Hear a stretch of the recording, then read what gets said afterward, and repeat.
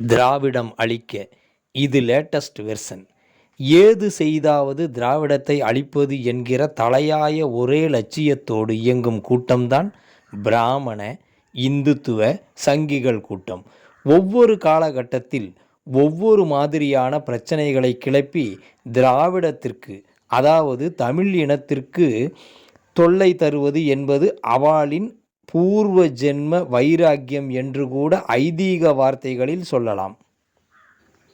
இப்போது லேட்டஸ்ட் சின்மயி என்கிற சிங்கர் சங்கி விவகாரம். சின்மயி சங்கி மைண்ட் செட்டின் நியூ வெர்ஷன். அது காலாவதியாகும் போது அடுத்த கருத்தாக்கம், அதாவது புதிய கான்செப்ட் தயாராகியிருக்கும். இல்லையேல் இயல்பாய் எங்கோ நடந்த தவறு ஒன்றை திராவிடத்திற்கு எதிராய் திருப்பி குளிர்காய சங்கி ஊடகங்கள் அனைத்தும் கங்கணம் கட்டி கொண்டு கோதாவில் இறங்கும். தற்சமயம் காவலாளி அஜித்குமார் பிரச்சனை. அந்த பிரச்சனையில் என்ன நடந்தது, எப்படி நடந்தது என எல்லா ஊடகங்களும் ஒப்பாரி வைத்தாகிவிட்டது.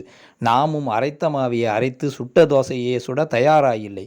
ஆனாலும் சின்மயி விஷயமானாலும் சில்க் சுமிதா விஷயமானாலும் அதிலுள்ள நுண்ணு அரசியலை ஆராய வேண்டும். அதற்கு ஈரோட்டு கண்ணாடி போட்டால்தான் தெளிவாக தெரியும். அஜித் விஷயத்தில் ஈரோட்டு கண்ணாடி போட்டு பார்த்தால் அஜித் இறந்தவுடன் 2 நாட்களுக்கு ஒப்பாரி வைத்த, அதுவும் சங்கி குரலில் சங்கீத ஒப்பாரி வைத்த அத்துணை ஊடகங்களும் அண்ணாமலையோடு நிகிதா கைகோர்த்து நிற்கிற படமும் வீடியோவும் வந்தவுடன் எங்கு சென்றார்கள் என்றே தெரியவில்லை. இப்போது புரிகிறதா சங்கிகளின் சாணக்கிய தடம்? இது மட்டுமல்ல, சங்கிகள் விடும் மூச்சுக்காற்று கூட விஷம்தான், விஷமம்தான். திராவிட தமிழின உணர்வாளர்களே, எச்சரிக்கை எச்சரிக்கை.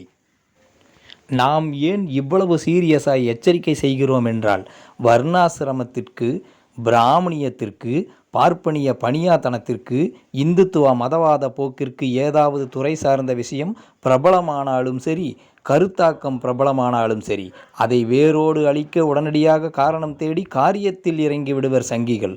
முன்பொரு முறை இப்படித்தான் ஓரம்போ என்ற இளையராஜாவின் பாடலை தடை விதித்தனர். அதற்கு முன் சுராங்கனி என்ற பாடலை தடை விதித்தனர். இந்த 2 பாடலையும் கேளுங்கள், விஷயம் புரியும்.